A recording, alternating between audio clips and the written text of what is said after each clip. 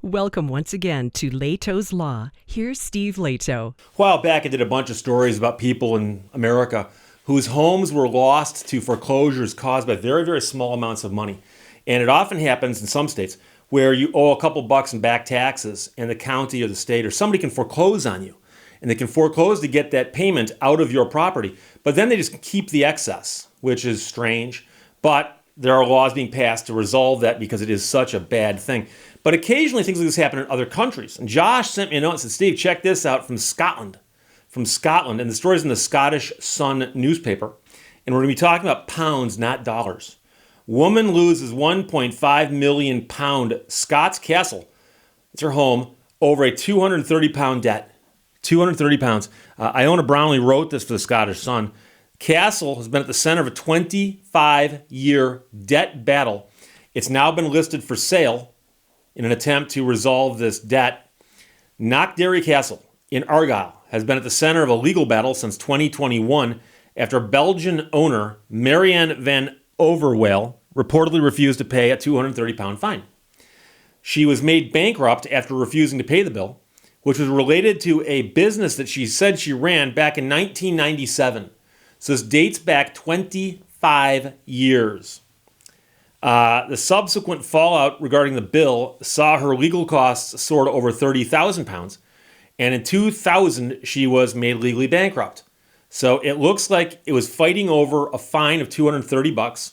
That it was a fine of 230 pounds.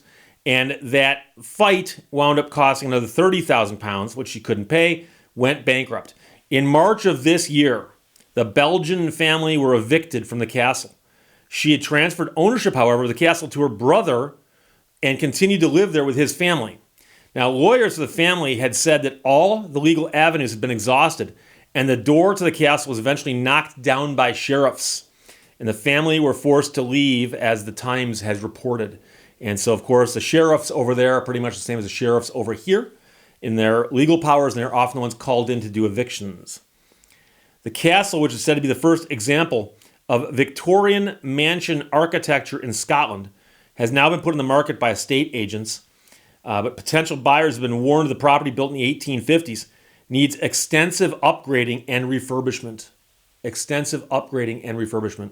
A sales brochure for the property said, Knockderry Castle is Category A listed, largely on account of the exceptional Lyperian interior, which is considered one of the finest domestic interiors of its style in Scotland.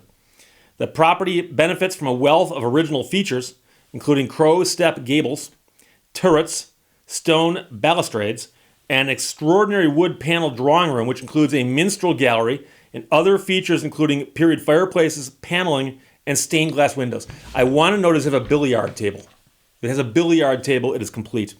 The main property incorporates an entrance hall, 4 reception rooms, multiple bedrooms and bathrooms, and extensive ancillary accommodations throughout. Sounds like it. The family at one point in time had tried to argue their human rights were breached after a court of session refused a reclaiming motion against the siblings, which had ordered them to leave the castle because they had not attended court in person. The long disputed legal battle took a turn in January this year when the woman lost her bid to take her case to the Supreme Court. The Belgian woman told the Times, the original bill had nothing to do with me in the first place. This house now belongs to my brother and my family. Have spent hundreds of thousands of pounds lovingly restoring it. This is my home, but I'm very worried that the house will be taken. It has affected me very badly, and I don't want to cry. I've cried enough. Sometimes I wake during the night and pray, please let this be a dream or a nightmare and not a true story. We don't have all of the litigation details here. And so we can read between the lines somewhat. But I'm just going to talk about a hypothetical situation where somebody comes after you, and let's assume it's a bogus debt. Someone comes after you and says, you owe me 250 bucks. You owe me 250 bucks. And you go, no, I don't. They go, pay me. No, I'm not going to pay you. They go to court. I've heard of people saying, well, I don't owe the money. I'm not going to court. And you don't go to court, and the judge goes, where's your opponent? They didn't show up. Well, the summons you get that tells you to show up at court says right on it that if you don't show up, bad things will happen to you. It's in legal terms, but that's what it means. Bad things will happen to you. And so you can be defaulted. So judge looks at them and says, well, what do you want? I want my $250, Your Honor, plus court costs, fees, whatever else. The judge goes, okay, well, they're not here. They must owe the money. Now they've got a judgment against you. Now you say, Steve, that's wrong. They've got a judgment against me when I didn't owe them the money. Let's assume you don't owe them the money. You never owed them the money, but they did this. But if you had good notice and chose not to attend, as the notice said, bad things will happen to you. Now, you can go to court and fight this and say that judgment is bad because I never owed them the money. The first thing the court's going to ask is, why didn't you show up and tell me that the first time? Because the court's not going to like the fact you're wasting their time. Now there's 2 court appearances when there could have been 1. If you'd showed up on day 1 and fought this, you'd owe them nothing. And I know people who say, Steve, I shouldn't have to show up in court to defend against a bogus debt. Well, you shouldn't have to, but life's got some things that are unfair once in a while. You don't owe the money, go to court and explain it to the judge. If you've watched People's Court, you've seen it happen. Okay? So what happens then is they send you a copy of the judgment. You go, I don't owe this money. You toss it. A little while later, a sheriff's deputy shows up with a writ of execution. Says, pay me this money. I'm going to start taking your stuff. You're taking my stuff over a $250 bill. And he goes, no, it's $500 now. Court costs, attorney fees, and now my fees. Bailiff gets paid too. Do you have $500 on you? You slam the door in the bailiff's face. Guess what? He might seize that door. No, he's not going to take the door. I'm joking. But he might start poking around your property looking for stuff to take. I know some people are going to say, Steve, you don't want to poke around my property and take my stuff. Well, it's a sheriff's deputy. Do you really want to go there? And I've seen people who stubbornly refuse to cave in, what they perceive as caving in, because they know they don't owe the money. And so if this woman could unwind the clock all the way back to the beginning, in 1997, when she was told she owed some money, and she said, I don't owe that money. The question is, did she fight that properly? Now, it's possible that she may have fought it properly and lost, and fought it properly and lost, and wound up with 30,000 pounds worth of legal fees levied against her. I don't know exactly how that went because it's not in the story.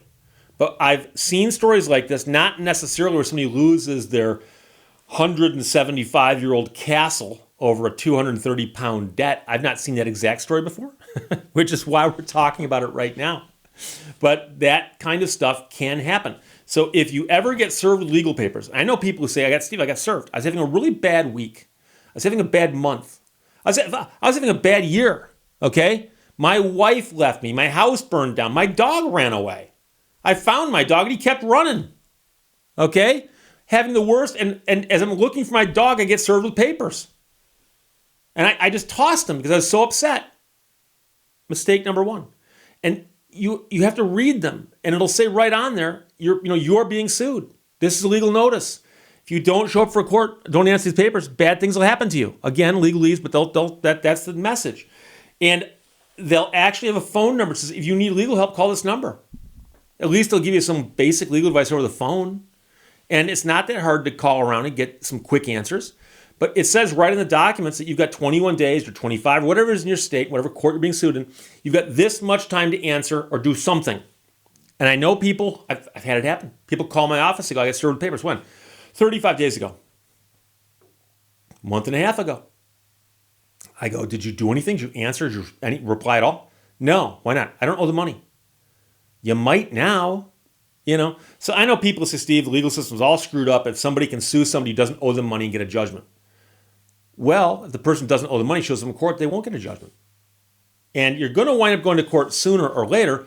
Better to go sooner. And I know you're going to say, Steve, some people can't afford attorneys. I know people who've gone to court and defended themselves and done very well at it. And so if you're being sued over $250, chances are the court's not going to turn this into the Scopes monkey trial. It's going to literally be, do you owe the money? You don't? Okay. Why do you think they owe you the money? Oh, you've got a document? Have you seen that document before? What do you say about that? You've never seen that before. Have you ever the judge will get to the bottom of it. And yeah, I've heard stories of bad judges who won't listen to somebody. I've heard all those stories, okay? But my point is that if you don't show up, bad things happen. You might lose your castle. Remember, in America, a man's home or a woman's home is his or her castle or their castle. Take your pick. So it's a wild story. Josh, thanks for sending it. From the Scottish Sun, woman loses 1.5 million pound Scots castle home over a 230-pound debt. Questions or comments, put them below. Let's talk to you later. Bye-bye. Thank you for watching Lehto's Law. The less you respond to negative people, the more positive your life will become.